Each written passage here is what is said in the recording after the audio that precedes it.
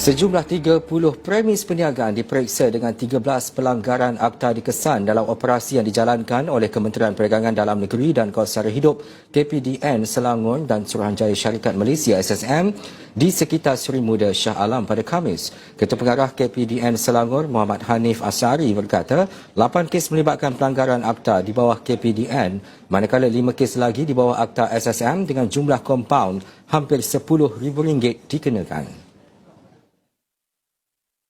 Di antara yang kita periksa melalui operasi hari ini ialah berkenaan dengan pematuhan kepada tanda harga, khususnya kepada alat timbang sukan dan juga kepada barang-barang kawalan, contoh minyak masak, gula dan sebagainya, untuk kita pastikan perniagaan di sekitar kawasan Seri Muda ni mematuhi akta-akta di bawah kita, akta kawalan bekalan, akta perihal dagangan, akta perlindungan pengguna dan juga akta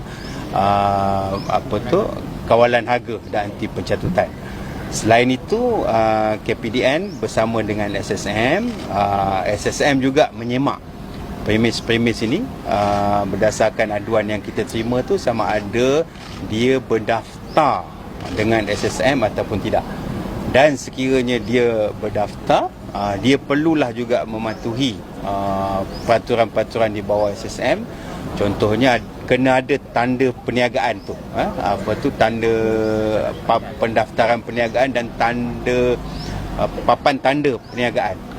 Selain itu, SSM juga menekankan resit pembelian itu, resit pembelian barangan itu perlu juga ada nombor pendaftaran perniagaan. Mengulas prestasi keseluruhan KPDN Selangor, Muhammad Hanif memaklumkan sebanyak 12,199 pemeriksaan telah dijalankan sepanjang Januari 2026. Sepanjang 2025 pula, sebanyak 110,067 premis diperiksa dengan 1,141 kes direkod di bawah Akta Kawalan Harga, 146 kes Akta Kawalan Bekalan, 293 kes Akta Timbang dan Sukat serta 62 kes di bawah Akta Perlindungan Pengguna.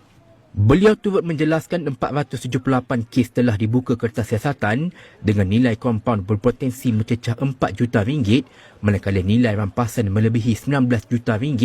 Jumlah kompaun keseluruhan sepanjang tempoh tersebut direkodkan sekitar RM400,000.